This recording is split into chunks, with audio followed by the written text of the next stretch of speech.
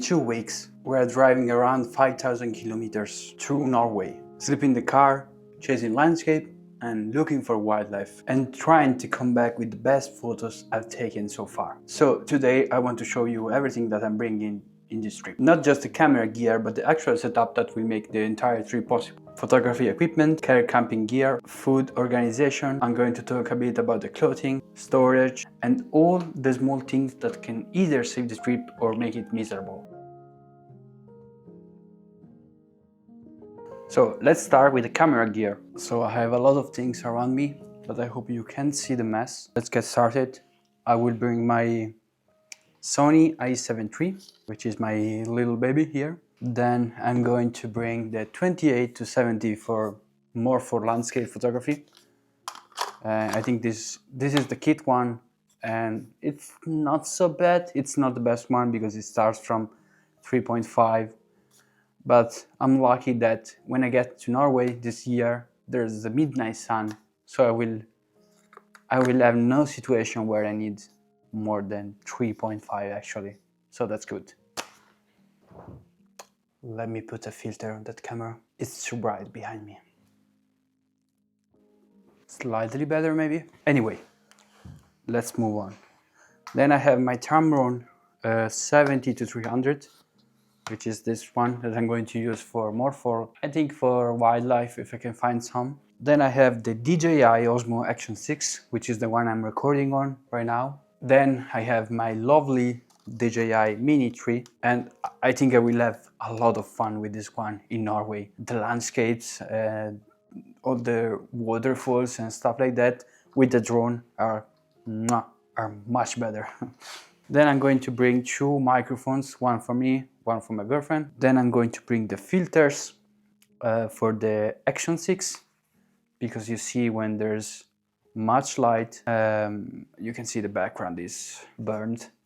Then I'm going to bring extra batteries for the DJI Action 6, extra batteries for the drone, and that's actually it for the camera gear. Let's move on to the camping setup, or better, the car camping setup, because we are going to sleep in the car for 15 days. So we have an air mattress for the car, and I bought that off Amazon. Where is it? That's the air mattress. It's actually really cheap, and it's made for the Tesla, for the Model 3, so it has the shape of the back. I think for the price that we paid, isn't one of the best one. I know there's brands like Snoozu and stuff like that that cost something like 300 or 400 euros, but this one was like 60 euros, something like that. And so I think it does the job perfectly, and it's actually comfortable also for 2 people. Then we're going to bring these 2 bags for organizing the bathroom, shower, and all the other stuff when we have to shower and go in the bathroom and stuff like that. So we have everything organized, one for me, one for my girlfriend. Then the thing I'm actually more excited about is this privacy covers for the windows of the car. And you can see they have a particular shape, and that's the perfect shape of the Tesla Model 3. And why I'm so excited about that is because last year when I went there alone, I bought some crap shades, and it was a nightmare. Every time you had to get out of the car, you had to remove them and then put them back again. And while this one have the I don't know what's called, but you can just attach that to the window and they will stay there. No matter if you just open the window, open the car, open the door, they will stay there. So I would suggest like buying some really good shades. Also because there's as I said, there's the midnight sun. So if you don't get good shades, you will not be able to sleep. And we also, I can't find stuff. For sleeping, we are also bringing this sleep mask. So it's like that. So when there's sun outside, we use the window shade, but we also use that just for security, because you never know, there's always some light coming in, even if you have the most perfect shade. Then we are bringing some small organizers for the car, just put our stuff in it, and because as you can see we have a lot of stuff and the car is not so big, so we have to organize everything perfectly, otherwise it would be a nightmare. Then what we have the chairs here. It's actually just a really cheap camping chair, and we also have the table from the same brand, which is something that here you can find in supermarkets, and they are like 5 or 6 euros each. We have 2 of them and the table.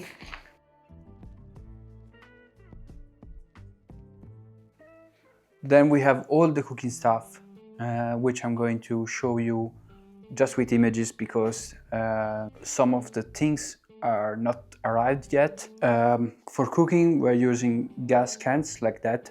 This is 450 grams. That's going to last us for something like 5 or 6 days, depending on how much we cook. If you cook 2 hours every night, that's not going to last you that long. But if you just want to cook basic things, it's more than enough. At the most you can just bring 2 or 3 of them. Then we have this cool kit that has all the camping plates like that, and all the like forks and knives and all stuff like that. Then my girlfriend bought this really cute cardboard, which is this one, and it's multi-uses, so you can use like this as a cardboard. If you open, there's nice here things for like cheese, when you have to use cheese on pasta and stuff like that. And then on the other side there's this part that if you open that up, it becomes something like for the pasta. It's I think you can cook 2 kilos of pasta there. But in camping, having low volume but a lot of stuff, it's a key, because again, we are going to sleep in the car, so we don't have that much space. But things like that is it's actually really useful. And this year we are trying another thing, which is this one. It's 5 gallons or 20 liters, depending on where you're from. But anyway, 20 liters of water, and you can shower with that. You just have to find a place where you can hold that on air, or like a tree or something, or stuff like that.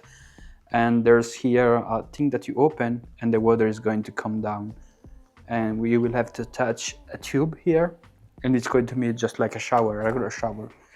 20 liters, I think that's more than enough. But I've not tested that yet. But I will say that that's really cheap. That was like 10 euros. So I will buy something like that just for emergency cases. If you have ever been to Norway, we have another really important thing, and it's the Lofoten, for the mosquitoes and everything that flies, basically. And you know that in Norway there's a lot of mosquitoes during the summer period, and they're really, especially when you're sleeping in the car, they're really painful. They're pain in the ass. But yeah, sleeping in the car, in my case, it's not just to save up money, because Norway can be expensive, but it's actually to sleep in places where you want to sleep. I don't want to sleep in the city center or stuff like that. I want to find a camping space where I can enjoy a nice view, like the one behind me, and it's free. I don't have to pay anyone to sleep there, because in Norway you can actually free camp everywhere you want, as long as you are not like on a private road or private property or stuff like that. So let's move on to clothing a bit. I'm not going to show you, oh, I'm going to bring a specific clothing or stuff, because Norway can change weather 20 times in a year. So just take a look at the weather and decide what to bring. But I'm going to just talk about how are we going to manage the layers and stuff like that. Because the thing I'm most worried about in this road trip is not like having to drive a lot, but actually the weather is going to change a lot of times. So you will have days with non-stop rain, days with sun, if you just cross your fingers, and so you have to manage that.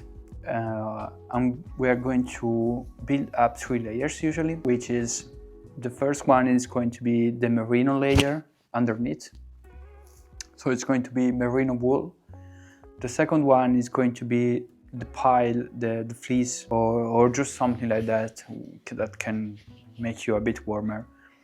And then the third layer is basically your jacket, and depending on the weather you're going to find, you are going to decide if you want a shell for the wind, or if you just are cold and you can bring a puffer or something like that with a down filling or stuff like that. The hiking shoes also depends on what you are going to do. I'm going to use some cheap shoes. They are like 60 euros from Decathlon. The brand is Quecha. I don't know the pronunciation, but I think they're good for me because we're not going to hike 20 kilometers a day. We're going to do some good hikes, but they're going to take 2 to 3 hours maximum. So we're not going to spend the whole day on hiking. One thing that I did wrong last year is actually I bring some trail running shoes that were bad. They were from Salomon, so I was like, oh yeah, Salomon does only trekking shoes, but no, they were not good. I went to Kira Bolton for a hike, and they were so slippery on the rocks that I almost fell down. So yeah, it was painful, so I will surely spend some time on the shoes. I'm also going to bring a hat like this one, because I think that's really useful for the sun when it's hitting your head. I look like a Boy Scout, but whatever. What else? Am I forgetting something? Of course I am, but oh yeah, bring good socks, because they're the key. If you just spend 300 euros on a pair of perfect Salomon and then you just use cotton socks or bad socks, the Salomon will be useless. You have to spend some money on the socks as well. If you can bring something like wool, it's much better. They're not going to make you sweat so much like cotton. Let's talk about the power and the backups. How I'm going to power this stuff? I'm actually lucky because the Tesla has multiple charging ports where you can charge all your stuff. I think I have 4 or 6 of them, and I'm going to do it like that, but you can actually buy a power station if you want, if you have a regular car. I'm going to bring spare batteries for the camera, for the drone, for the DJI Action 6. Then I'm going to bring 3 SD cards, which are actually in the devices. One in the drone, one in the action cam, and one in the A7 III. Then I'm going to bring an hard disk, an external hard disk, where I can do my backups, and also the MacBook with 1 terabyte of SSD. So my idea was to have the SD card always like empty and have all the files on either the SSD of the MacBook or the external hard disk.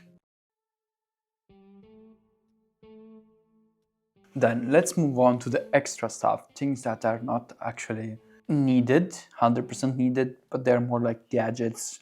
I'm looking at the laptop because I don't yet have the things here, but I've done an order and they're going to come in the next few days. So yeah, I'm going to bring with me a portable wireless air compressor, and that's going to be useful if you, for example, have a problem with the car. Maybe you just break a tire and you need to drive 20 kilometers to get to the next town.